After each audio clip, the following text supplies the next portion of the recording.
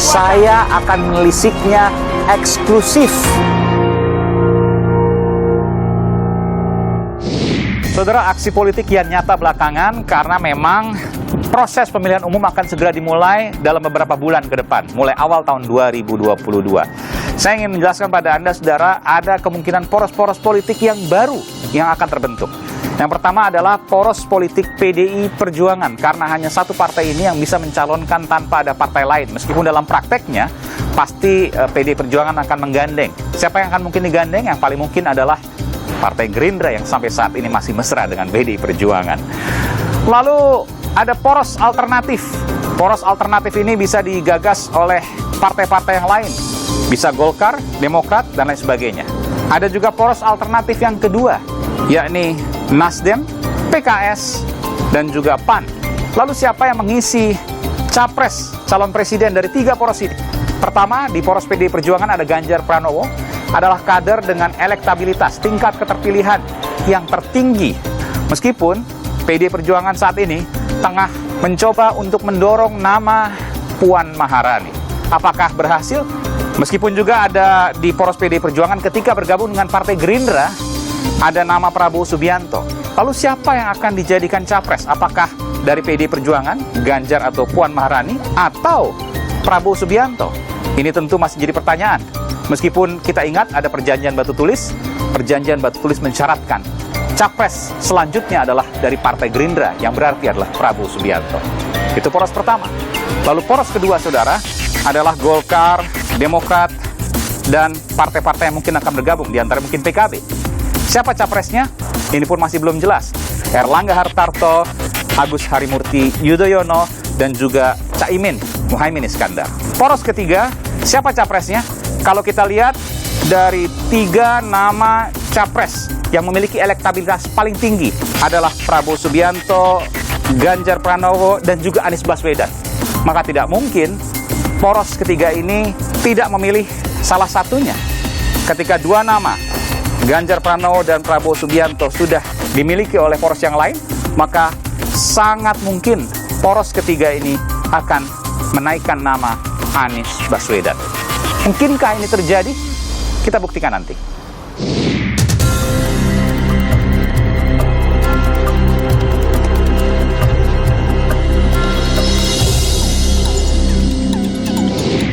Saudara, selain poros PDI Perjuangan, ada juga poros alternatif.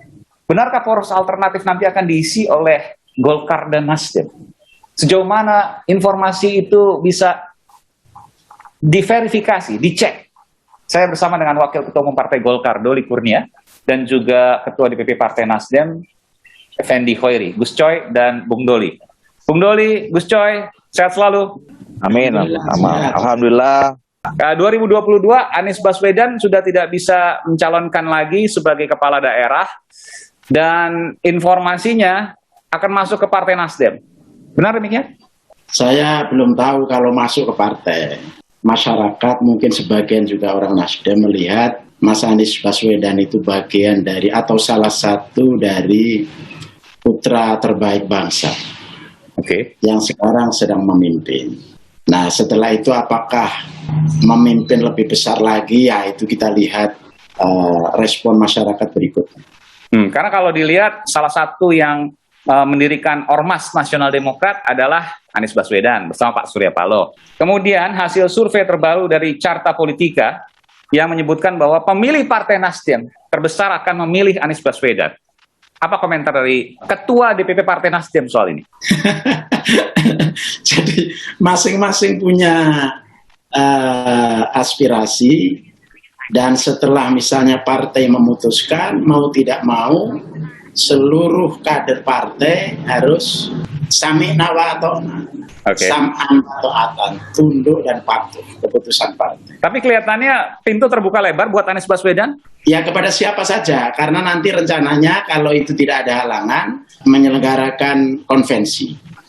Saya ke Bung Doli. Bung Doli, Golkar dikatakan sebagai poros alternatif selain PDI Perjuangan. Sekarang sudah banyak baliho-baliho Ketua Umum Anda, Erlangga Hartarto. Tampaknya akan dimajukan meskipun secara elektabilitas agak berat nih. Dari awal sebetulnya kita fokus pertama kali untuk meningkatkan elektabilitas partainya dulu.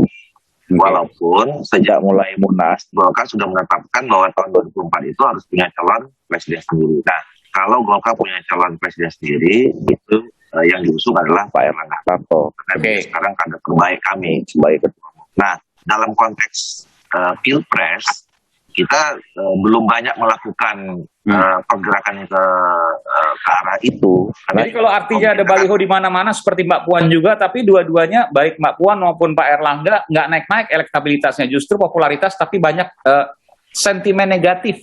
Kami sih melihatnya itu relatif ya. Jadi kami punya mekanisme sendiri, punya juga hasil survei internal sendiri. Gitu. Oh beda hasilnya dengan hasil survei internal Golkar, Bung Doli?